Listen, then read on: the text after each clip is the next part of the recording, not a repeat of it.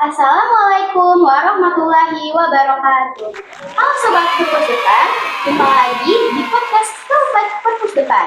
Oh iya, hari ini saya yang sebagai hostnya, yaitu saya Raisan Anastasia dari kelas 11 AKL 3. Oh iya, gimana kabar kalian hari ini? Semoga kabar kalian selalu dalam keadaan baik dan sehat dimanapun kalian menonton podcast ini.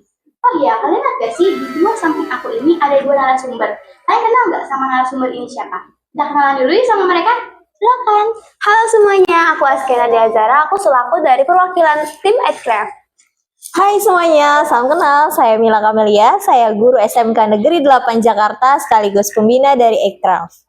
Nah, kalian dengar kan mereka itu siapa? Nah, berarti kalian tahu dong hari ini kita bakal bahas apa? Nah, tema hari ini adalah lokalitas Edcraft menuju sebuah karya. Nah, pertama-tama langsung aja kita masuk ke sesi pertanyaan. Untuk pertama-tama, saya akan menanyakan kepada Bu Mila. Oh iya, awal-awal Ibu mulai tertarik dengan dunia Edcraft tuh apa ya? Dan kenapa Ibu mau membangun sebuah usaha Edcraft ini?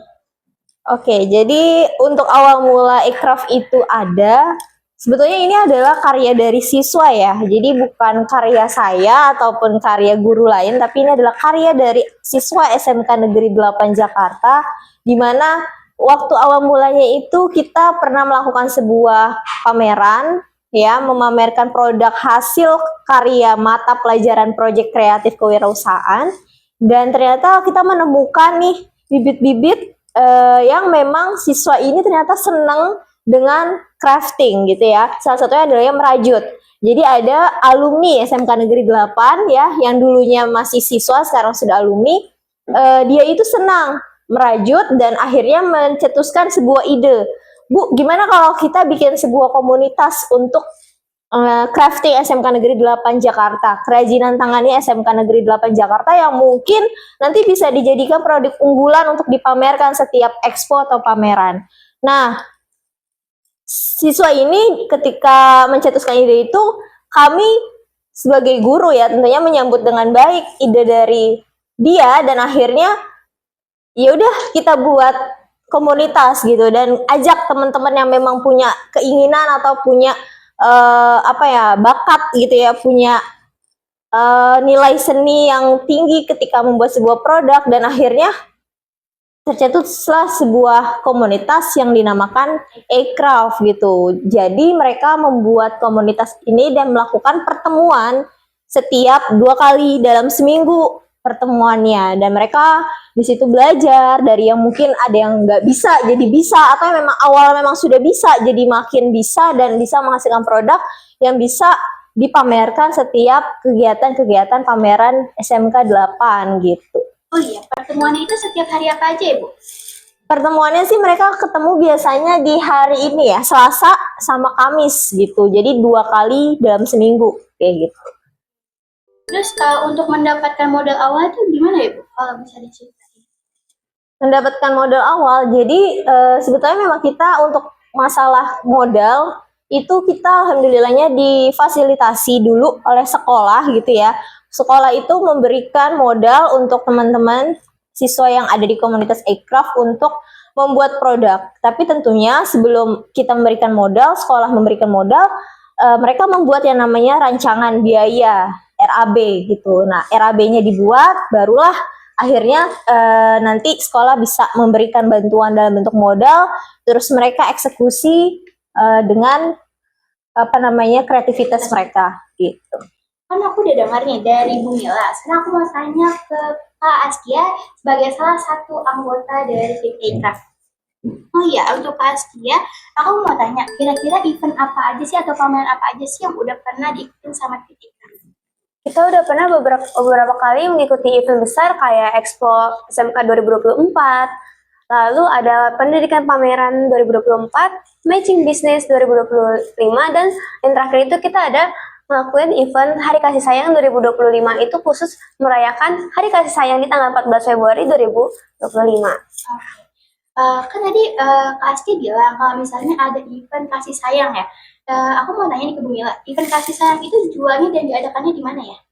Jadi untuk beberapa event itu memang ada yang dilakukan di luar SMK Negeri 8 Jakarta yang memang bawa nama SMK 8 keluar gitu ya, expose keluar.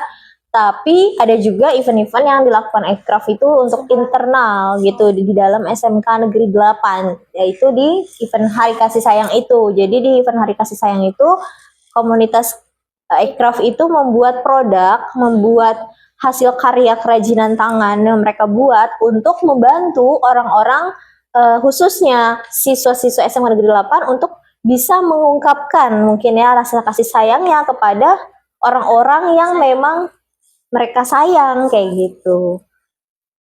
Kan tadi ini diperjualbelikan ya. Itu gimana sih cara buat tentuin harga pokoknya buat dijual dan gimana sih caranya supaya mendapatkan laba?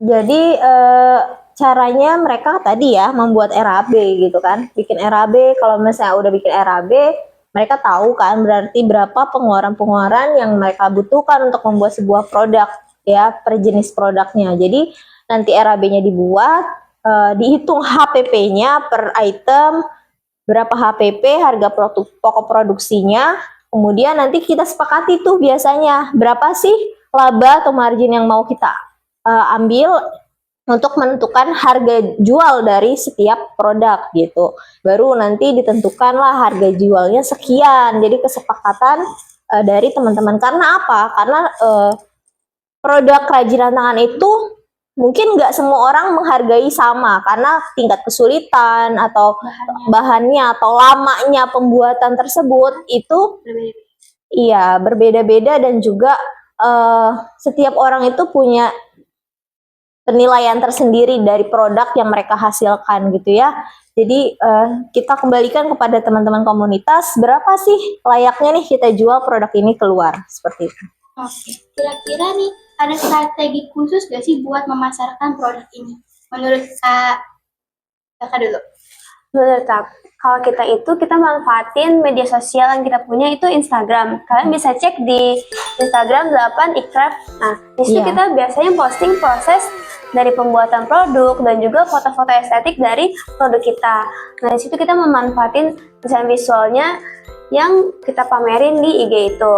Iya, jangan lupa di-follow ya semuanya untuk media sosial Ekraf ada di Instagram dan juga TikTok-nya. Kita biasanya juga di situ ngasih tahu kalau kita mau ada event nih, ya misalkan Hari Kasih Sayang kemarin gitu. Oke. Terus menurut Ibu ya, ini tuh ada gurunya langsung nggak gitu buat apa ya? Buat kayak ngajarin, oh tekniknya cara pembuatannya kayak gini, atau Ibu yang mengajarkan atau mereka belajar sendiri? Jadi untuk di sini kita waktu itu pernah melakukan pelatihan sih. Untuk pelatihan ini juga yang mengajarkan adalah orang profesional langsung. Jadi kita berapa kali pelatihan, ada yang di SMK 8 maupun ada yang di luar di Pusdiklat gitu. Jadi mereka melakukan pelatihan. Jadi siswa yang tergabung dalam Ekraf ini tidak semata-mata dilepas gitu, enggak. Mereka tetap ada pelatihannya dan yang melatih pun orang yang punya sertifikasi pelatihan ataupun punya memang keahlian profesional di bidangnya seperti itu. Kan yang beli barang Ibu ini udah banyak ya. Aku mau tanya deh, gimana perasaan Ibu atau hati Ibu gitu kalau misalnya ada orang yang udah membeli atau memakai barang produk Ibu ini? Ya pastinya sih senang, bahagia, bangga juga gitu kan karena memang produk ini hasil karya siswa ya, di mana mereka itu membagi waktu mereka dalam hal belajar, menghasilkan karya seni, menghasilkan produk, itu mereka perlu waktu, pembagian manajemen waktu yang baik.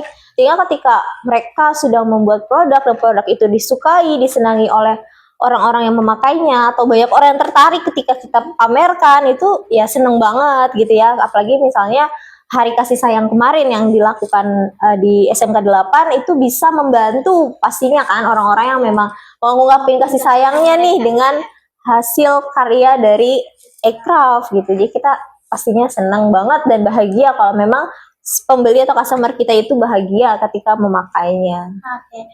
Iya, aku ada satu pertanyaan untuk dijawab Bu Mila sama Kak Aski ya. Yang pertama, pertanyaan itu gimana sih harapan dan mimpi Ibu ke depannya terhadap produk Ekraf ini? Harapannya kami sih tidak melakukan ini hanya untuk beberapa event aja harapannya, tapi bisa konsisten terus menerus sampai dengan nanti gitu ya. Jadi setiap ada event, setiap ada pameran, setiap ada event-event hari-hari yang memang membutuhkan produk yang bisa digunakan untuk mengungkapkan rasanya atau mengisi kegiatan di SMK 8 itu selalu ada Ekraf di situ gitu. Jadi selalu ada Ekraf dimanapun SMK 8 berada gitu. Pengennya sih selalu seperti itu karena memang ini adalah sebuah karya memang dari anak-anak yang menunjukkan bahwa SMK 8 itu punya produk yang bisa dijual dan juga menjadi unggulannya SMK 8. Nah, dan juga Ekraf ini bisa menjadi apa ya, sebuah wadah ya buat anak-anak, buat siswa-siswa yang memang bingung mencari tempat gimana sih kita bisa mengasah kreativitas kita, bisa menemukan ini sebuah peluang usaha loh. Mungkin mereka bisa menjualnya di luar sana ketika mereka sudah lulus dari SMK 8 menjadi peluang usaha untuk mereka kayak gitu. Jadi itu sih harapannya bisa menjadi bekal buat ya siswa-siswa yang tergabung di Ekraf kayak gitu. Menurut Kak Asia sendiri gimana? Menurut aku dan teman-teman Ekraf yang lain, kita berharap semoga kedepannya Ekraf ini lebih dikenal dengan ciri khasnya sendiri. Nah, di sini juga kita selalu berusaha buat nunjukin ciri khas kita yang mulai kita buat dengan kualitas yang terbaik dan juga dengan pola yang unik. Tuh, seperti itu. Oke. Nah, juga kita bakal mau mulai mengedepankan desain yang fungsional. Misalkan kita mau buat tas rajut yang untuk tote bag. Nah, itu kan mengedepankan adiwiyata juga yang sesuai dengan sekolah kita, SMK Negeri 8 Jakarta. Oke, dapat kita simpulkan dari percakapan tadi bahwa kreativitas itu dapat digali dari diri mereka masing-masing. Nah, bagi kalian yang minat untuk menggali diri kreativitas kalian dalam diri kalian, itu kalian bisa banget join Ekraf. Nah, kalau misalnya kalian masih penasaran Ekraf itu kayak gimana, kalian bisa banget starting dulu. Kayak apa sih IG-nya? Itu ada di IG kita yaitu 8 Ekraf. Kalian bisa cek di sini ya. Iya, jangan lupa di follow dan juga kalian yang mau ikutan gabung aja sama tim Ekraf gitu. Jadi jangan malu, nggak usah takut dan kita belajar bareng di Ekraf. Nah, cukup di situ aja podcast kita hari ini. Sampai jumpa di episode selanjutnya. Jangan lupa like, comment, share, dan subscribe. 3. Salam literasi.